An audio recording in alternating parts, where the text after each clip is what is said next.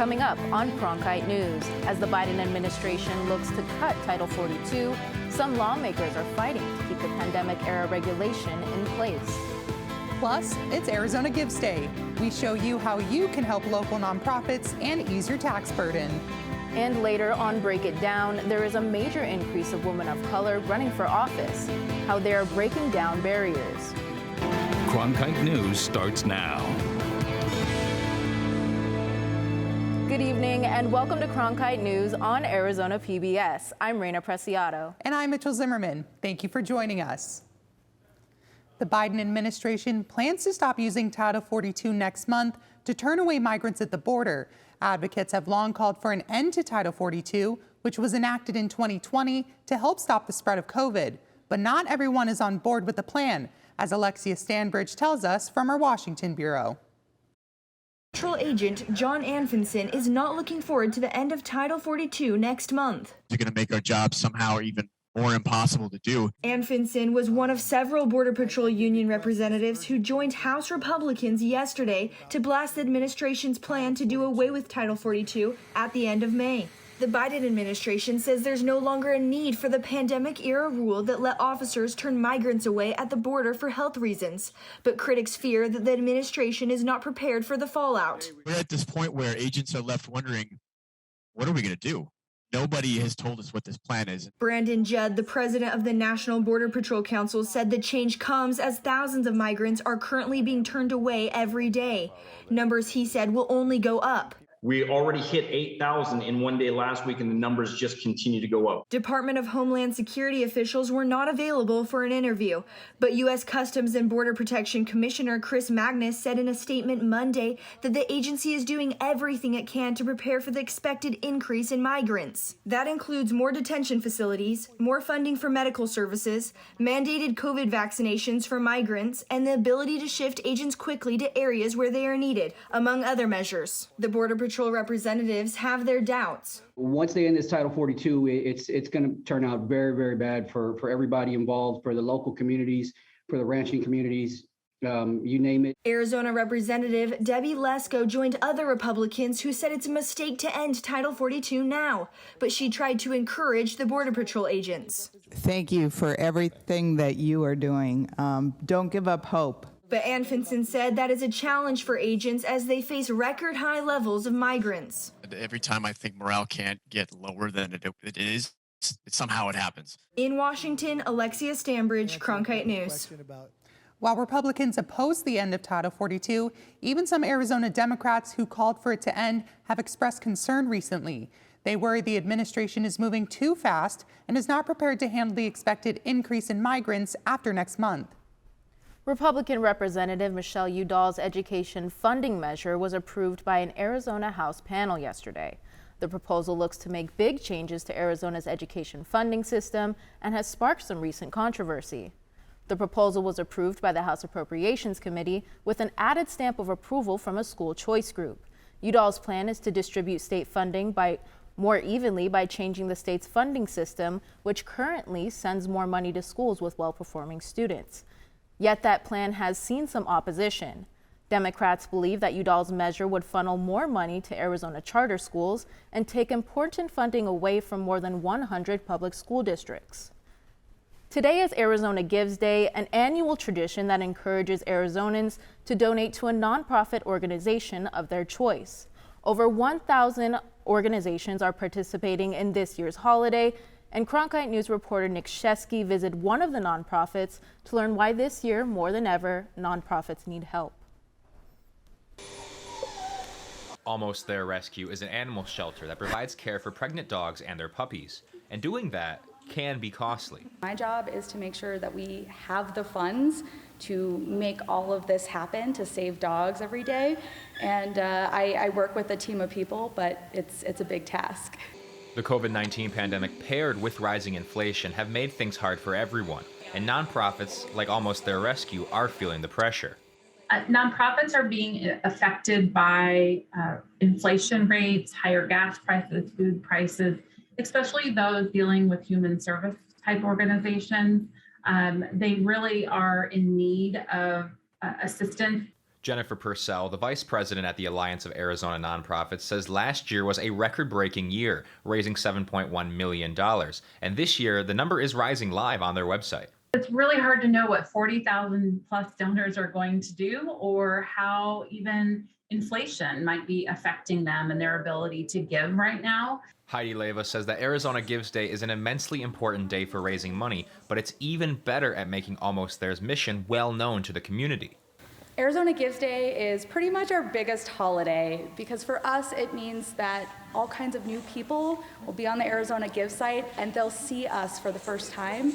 And Leyva says that with rising costs like dog food or vet care, this Arizona Gives Day feels just a little bit more important than ones in the past. We are up against so much as an animal rescue, and it costs a lot to do this, and even more so this year. So I would say that this Arizona Gives Day is probably the most important that we've ever participated in. The importance goes beyond the nonprofits. It's something felt by every person or animal they touch. And the day really helps create a lot of awareness about the work that the nonprofit sector is doing in our communities and the support that they need. We hope that the public hears that and understands the connection to having a thriving community and supporting the nonprofit sector. In Phoenix, Nick Shesky, Cronkite News. Since 2013, Arizona Gives Day has raised over $30 million for Arizona nonprofits. To give a donation, check out azgives.org. After the break, we'll take a look back at Arizona's history incarcerating Japanese Americans during World War II. Learn more about Japanese incarceration camps in Arizona and what it was like to be imprisoned at these sites.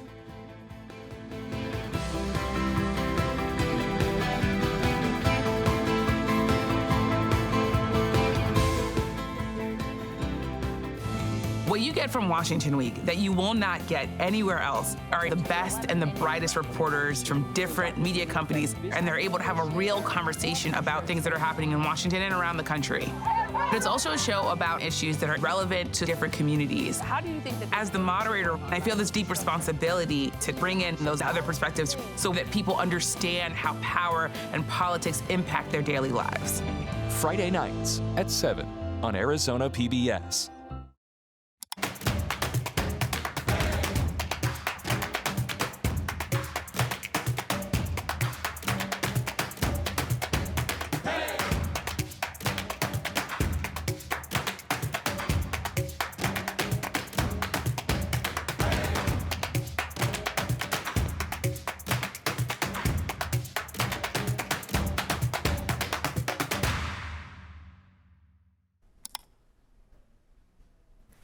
Years ago, an executive order was signed into law to displace hundreds of thousands of people of Japanese descent into camps spread across 7 states.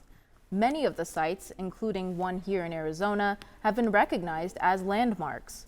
Cronkite News reporter Raven Payne talks to someone who spent years at the Poston incarceration site. Richard Matsuishi was only 4 years old when he, his siblings, and his parents were forced out of their California home onto an army truck and into the Poston incarceration site in Arizona, where he spent the next 3 years. I remember things that happened in the camp, and they were pretty harsh. Executive Order 9066 was signed by Franklin D. Roosevelt in 1942, sending about 120,000 Japanese and Japanese Americans in the country to relocation camps. Matsuishi says he was too young to understand the situation, but tried to have fun in the ways he could. We used to make our own toys, but one thing I remember, they had a common laundry where the women would go and wash, and there was a mouse that gave birth to some little baby mice. And we got those and we played with them.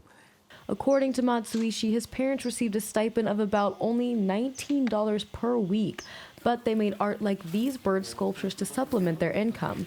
He says he ran into daily struggles that would be out of the norm for today's time. Our mess hall burned down, so we had to walk like a mile or so to another mess hall to eat. I know the food was like $1.62 a day per person, which translates into what, $6 maybe this year, right now? I don't know if you could eat a meal of $6 now. Karen Leong, co-coordinator of the Japanese Americans in Arizona Oral History Project, says the United States still hasn't learned its lesson from the camps. Hard to say this will never happen again because we have seen it happening. We have seen families being divided from each other at the border. We have seen unlawful detentions without clear charges many times. We have seen abuses of power towards many groups because of their racial identification. Matsuichi now partners with the Japanese American Citizens League to tell his story and make sure his experience teaches us all a lesson. In Sun City, Raven Payne, Cronkite News. The Poston site holds pilgrimages each year in October for people to see and learn history from the camp. One additional Arizona site, the Gila River Relocation Center, is not open to the public. Things are starting to heat up across the state this week. Andrea Villalobos has the sun-soaked forecast. Good evening, Arizona. We are looking at another one of those beautiful, warm Arizona nights tonight. As you can see, we're going to be looking at around 91 degrees at 6 p.m. It does clear up to about 86 degrees around 8 o'clock, so make sure you take that bike ride, take the dog out for a walk. And we're looking at about 82 degrees at 10 p.m. One of the things to keep in mind is that our UV index will be at about 6 tomorrow, which is pretty high. At around noon, that means that your sunburn time will be at around 30 minutes. So make sure that you're putting on sunscreen, get sunglasses on. So of course it is a good time to take advantage of, having lunch on the patio, but please do be careful and take care of yourself, protect your skin. So the other thing is to remember that tomorrow we do have a beautiful day ahead. You can see while we're getting ready for work tomorrow at around 8 a.m., we'll be looking at about 71 degrees. By the time, 5 p.m. rolls around, however, we're going to be jumping up all the way to about 93 degrees. And in the evening, we'll have clear skies at about 87 degrees. And this is actually due in part to a high pressure system that we'll have coming in. You can see that that's going to make its way over Arizona, and it continues all the way through the weekend at about Saturday. And then that will be followed by a low pressure system, which will actually cause our temperatures to drop. You can see that reflected here. We're going to be at about 97 degrees on Friday. When we come into the rest of our week, you can actually see on Monday we drop down to about 82 degrees, and Tuesday all the way down to 73. So there is some relief ahead. In the Cronkite Weather Center, I'm Andrea Villalobos. I'm Marty Salvov. Coming up after the break, I'll have your Cronkite Sports Report. A local high school is putting AZ on the map when it comes to boys volleyball. We'll give you a look inside the program next. Cronkite News provides students at ASU's Walter Cronkite School of Journalism with the opportunity to gain real-world experience in the newsroom. At Cronkite News, our students produce professional content for audiences by taking on all roles, whether they be reporting, anchoring, producing, or studio production. Each department gives students first-hand professional newsroom experience. For more information, visit cronkitenews.azpbs.org. Stream the best of PBS on any device with the PBS Video app. All your favorite drama, history, science, news, and documentaries, all in one place. Watch your PBS station live or catch up on the shows you missed. Discover new favorites from PBS and locally produced shows from your station. Sign in and start streaming today.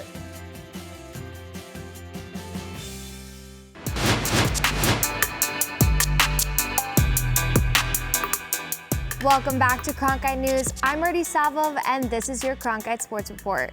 The Kansas Jayhawks are the 2022 national champions as they beat the North Carolina Tar Heels last night, 72-69, after an incredible comeback, down 15 points at halftime. There's a local tie into the game as former ASU guard Remy Martin was a part of the championship-winning team after transferring to Kansas last May. I just came in there, try to, make something happen and shot the shots with confidence and just try to make plays. DeJuan, did a great job and the team did a great job of, getting that lead back, and I just didn't want the deficit to change. I wanted to, keep going and extend that lead, and I'm happy that we did that. The Suns take on the Lakers here in Phoenix tonight as the Suns look to win their 63rd game, which would be a franchise record for wins in a season. Meanwhile, LeBron James will be sitting out with an ankle injury while the Lakers are playing to keep their playoff hopes alive. A loss tonight plus a Spurs win would eliminate them from the play-in tournament. We have to treat every game the same. obviously we understand what's going to come with that. I mean, that was our first round matchup last year, so there's a little history there, but we're just going out there and trying to win the game. Arizona isn't a traditional hotbed for boys volleyball, but after becoming the first Arizona team to win the Best of the West Invitational in California, Sandra Day O'Connell High School became the top-ranked team in the country. Cronkite News reporter Hayden Weber visited the Rising program. Sandra Day O'Connor can officially call themselves the best in the West. The Eagles followed up their 7-0 showing in California with a victory over Perry, the team they lost to in last year's state championship game. Losing just 2 sets all season, head coach Troy Dooling's team is nearly untouchable. The roster is stacked with 6 college signees, including the towering Zach Rama. I think we've been playing together for a long time. Some of us like 4 to 5 years, even since we've all started playing volleyball. I think we also have a really strong bond off the court, which helps. Rama grew up playing basketball in a volleyball family. His mother Shoni played at the University of Memphis, and his sister Piper is a member of the women's volleyball team at O'Connor. Making the switch over to volleyball opened doors for the hitter as he signed his letter of intent to play for UCLA. While not an outspoken vocal leader, Rama's impact on the court is felt when the team needs him most. He certainly leads by example. He brings it. He's a physical leader. Like when the team needs something on the court, he's going to deliver it. Rama's commitment to UCLA, a perennial powerhouse, is a big step for the local volleyball scene. GCU's signee Jackson Herr is an advocate for the sport and believes this team is setting the standard for the future of volleyball in Arizona. I think there is a lot of good players here, and I think I encourage more players to play all the time. It's such a great sport and easy to get into. Coach Dooling believes that the local success has been decades in the making, and with the amount of talent in the youth pipeline, it's here to stay. In Phoenix, Hayden Weber, Cronkite News. That'll do it for today's Cronkite Sports Report. Back to you, Raina. That's it for Cronkite News tonight. Thanks for joining us. For top Arizona stories anytime, go to cronkitenews.azpbs.org.